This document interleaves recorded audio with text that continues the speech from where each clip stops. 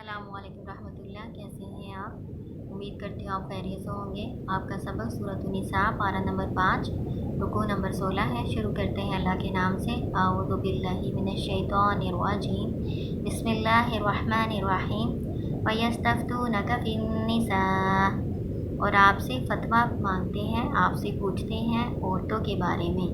قُلِ اللَّهُ يُفْتِيكُمْ فِيهِنَّ وَمَا يُتْلَىٰ عَلَيْكُمْ فِي الْكِتَابِ، کہہ دیجئے اللہ فتویٰ دیتا ہے تم کو ان کے بارے میں، اور جو پڑھا جاتا ہے تم پر کتاب میں، یعنی کتاب میں سے جو تم پر پڑھا جاتا ہے۔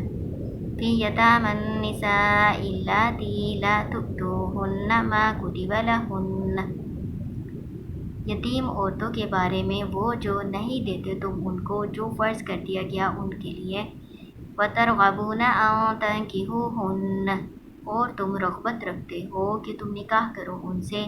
وَالْمُسْتَضْعَفِينَ مِنَ الْوِلْدَانِ، اور کمزور بچوں میں سے۔ وَأَن تَقُومُوا لِلْيَتَامَىٰ بِالْقِسْطِ، اور یہ کہ تم قائم کرو یتیموں کے لیے انصاف۔ وَمَا تَفْعَلُوا، اور جو تم کرو گے مِنْ خَيْرٍ بھلائی، فَإِنَّ اللَّهَ كَانَ بِهِ عَلِيمًا، بس بے شک اللہ تعالیٰ اسے خوب جاننے والا ہے۔ اس میں اللہ تعالیٰ بتا رہے ہیں کہ وہ یتیم بچیاں جن سے تم نکاح کی رغبت رکھتے ہو، اور تو تم انہیں ان کا حق مہر دو جو اللہ تعالیٰ نے نکاح کے لیے فرض کر دیا ہے۔ حق مہر کے بغیر ان سے نکاح نہ کرو۔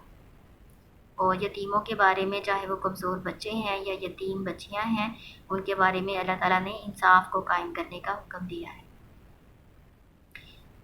جاہلیت میں کیا ہوتا تھا کہ وراثت سے ان کو محروم کیا جاتا تھا، عورتوں کو بھی حصہ نہیں ملتا تھا، اور جو کمزور بچے ہوتے تھے ان کو بھی حصہ نہیں دیا جاتا تھا۔ جو طاقتور بیٹا ہوتا تھا وہی سارا وراثت کا مال لے جاتا تھا۔ تو اب یہ قانون ختم ہو چکا ہے۔ اب اللہ تعالیٰ نے کہا ہے کہ اللہ سے ڈرو اور ان کو انصاف کے ساتھ ان کا حصہ جو ہے وہ سب کو دیا جائے، اور جو بھی تم بھلائی کرو گے اللہ تعالیٰ اس کو خوب جانتا ہے۔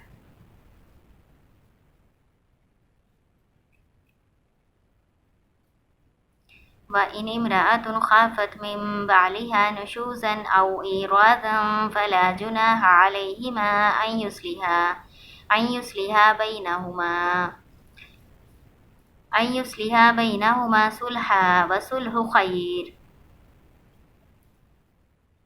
وَإِنِ امْرَأَةٌ، اور اگر کوئی عورت خافت خوف کرے یا ڈرے، من بالہا اپنے شوہر کی طرف سے، نشوزن بد دماغی کا، او اعراضن یا نظر انداز کرنے کا، فلا پس نہ، جناح گناہ، یعنی نہیں گناہ، علیہما ان دونوں پر، ان یصلحا کہ وہ صلح کر لیں، بینہما آپس میں، صلح کرنا، والصلح خیر، اور صلح ہی بہتر ہے۔ اس میں اللہ تعالیٰ کہہ رہے ہیں کہ اگر کسی عورت کو خوف ہو کہ اس کا شوہر اس کے ساتھ اچھا سلوک نہیں کر رہا، کسی وجہ سے اس کو نظر انداز کر رہا ہے، تو وہ کسی بات میں صلح کر لے اپنے میاں سے۔ اگر وہ دونوں صلح کر لیتے ہیں تو اللہ تعالیٰ نے صلح کو ہی بہتر کہا ہے۔ آپس میں گفتگو کریں، عورت کوئی اپنا حق چھوڑ دے اور اس سے صلح کر لے تو یہی بہتر ہے کہ دو خاندان آپس میں جڑے رہیں، بجائے اس کے کہ طلاق ہو اور اولاد خراب ہو۔ وَأُحْضِرَتِ الْأَنفُسُ الشُّحَّ وَإِن تُحْسِنُوا وَتَتَّقُوا فَإِنَّ اللَّهَ كَانَ بِمَا تَعْمَلُونَ خَبِيرًا۔ وَأُحْضِرَتِ الْأَنفُسُ الشُّحَّ، اور حاضر کر دی گئی، یعنی رکھ دی گئی نفسوں میں شح، بخل یا طمع، یعنی نفسوں میں بخل رکھ دیا گیا، نفسوں میں طمع رکھ دی گئی۔ اس سے کیا مراد ہے؟ اس سے مراد یہ ہے کہ ہر کسی کو اپنا مفاد عزیز ہوتا ہے، تو عورت صلح کی خاطر کوئی اپنا حق معاف کر سکتی ہے، شوہر کو حق مہر معاف کر دے، یا کوئی باری اپنے دن کی باری جو ہے وہ چھوڑ دے، اپنا کوئی حصہ چھوڑ دے، تو کوئی بھی کسی بھی بات پہ صلح کی جا سکتی ہے۔ جیسے ہم پڑھتے ہیں جو حضرت سودا رضی اللہ تعالیٰ عنہ تھیں، ام المومنین، انہوں نے اپنے دن کی جو باری تھی وہ حضرت عائشہ رضی اللہ تعالیٰ عنہ کو ہبہ کر دی تھی۔ جب وہ زیادہ عمر کی ہو گئی تھے نا، تو انہوں نے اپنی باری، یعنی ایک باری مقرر تھی نا ایک دن کی تمام بیویوں کی، تو انہوں نے اپنا دن جو ہے نا وہ حضرت عائشہ رضی اللہ تعالیٰ عنہ کو ہبہ کر دیا تھا۔ تو یہ جائز ہے کہ گھر کو نہ توڑا جائے، گھر کو قائم رکھا جائے، اور آپس میں صلح صفائی کے ساتھ کوئی اپنا حق چھوڑ کے تو گھر کو توڑا نہ جائے، اس کو قائم رکھا جائے۔ اور جو بھی تم نیکی کرو گے اللہ تعالیٰ کہتے ہیں کہ اسے اللہ تعالیٰ بہت باخبر ہے۔ وَلَن تَسْتَطِيعُوا أَن تَعْدِلُوا بَيْنَ النِّسَاءِ وَلَوْ حَرَصْتُمْ فَلَا تَمِيلُوا كُلَّ الْمَيْلِ فَتَذَرُوهَا كَالْمُعَلَّقَةِ وَإِن تُصْلِحُوا وَتَتَّقُوا فَإِنَّ اللَّهَ كَانَ غَفُورًا رَحِيمًا۔ وَلَن تَسْتَطِيعُوا اور ہرگز نہیں تم استطاعت رکھتے ان کہ تعدلوا تم عدل کر سکو گے بین النساء عورتوں یعنی بیویوں کے درمیان، ولو حرصتم اگرچہ تم حرص کرو، یعنی اگرچہ تم چاہو بھی تو تم ان کے درمیان عدل نہیں کر سکتے۔ فلا تمیلوا پس نہ تم جھک جاؤ کل المیلی ہر طرح کا جھک جانا، یعنی دو بیویاں ہیں تو ایک کی طرف زیادہ مائل نہ ہو جاؤ، فتذروہا پس تم چھوڑ دو اس کو، یعنی پہلی بیوی کو، کالمعلقہ گویا کہ وہ لٹکی ہوئی ہے، یعنی نہ تو وہ شادی شدہ والی زندگی گزار رہی ہے اور نہ ہی وہ بیوہ والی زندگی گزار رہی ہے، تو گویا وہ درمیان میں لٹکی ہوئی ہے، شادی شدہ والی زندگی سے بھی محروم اور آگے نکاح بھی نہیں کر سکتی، تو اس طرح کی وہ زندگی گزار رہی ہے، تو اس کو ایسے نہ چھوڑو۔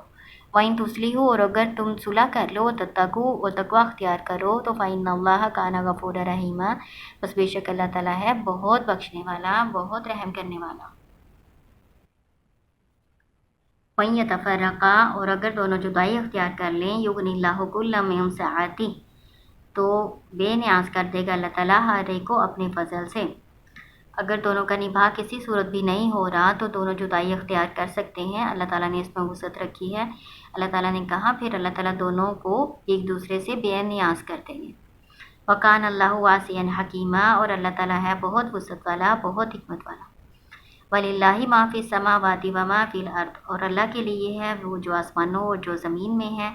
وَلَقَدْ وَصَّيْنَا الَّذِينَ أُوتُوا الْكِتَابَ بلا شبہ ہم نے وصیت کی ان لوگوں کو وہ جو دیے گئے ہیں کتاب، من قبلکم تم سے پہلے، وَإِيَّاكُمْ اور تم کو بھی، أَنِ اتَّقُوا اللَّهَ کہ ڈرو اللہ سے، وَإِن تَكْفُرُوا اور اگر تم کفر کرو گے، فَإِنَّ لِلَّهِ بس بے شک اللہ کے لیے ہے، ما فی السماوات وما فی الارض جو آسمانوں میں ہے اور جو زمین میں ہے، وَكَانَ اللَّهُ غَنِيًّا حَمِيدًا اور ہے اللہ تعالیٰ بہت بے پرواہ خوبیوں والا۔ ہر چیز اللہ کی مخلوق ہے، اللہ کی شان میں ذرا برابر کمی نہیں ہوتی۔ اگر کوئی اللہ کی بات نہ مانے، کفر کرے، تو اللہ کی شان میں کوئی کمی نہیں ہوتی، اللہ کی بادشاہت میں کچھ کم نہیں ہوتا۔ اللہ تعالیٰ خوبیوں والا ہے اور سب سے بے نیاز ہے، بے پرواہ ہے۔ وَلِلَّهِ مَا فِي السَّمَاوَاتِ وَمَا فِي الْأَرْضِ اور اللہ کے لیے ہے وہ جو آسمانوں اور جو زمین میں ہے۔ وَكَفَىٰ بِاللَّهِ وَكِيلًا اور کافی ہے اللہ تعالیٰ کارساز۔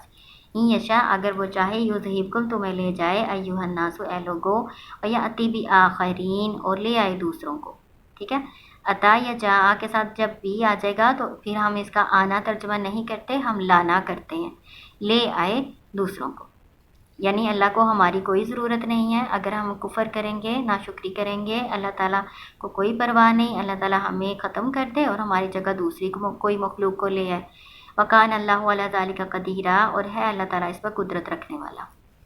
مَن كَانَ يُرِيدُ ثَوَابَ الدُّنْيَا جو کوئی چاہتا ہے ثواب دنیا کا، فَعِندَ اللَّهِ ثَوَابُ الدُّنْيَا وَالْآخِرَةِ بس اللہ کے پاس ہے ثواب دنیا کا اور آخرت کا۔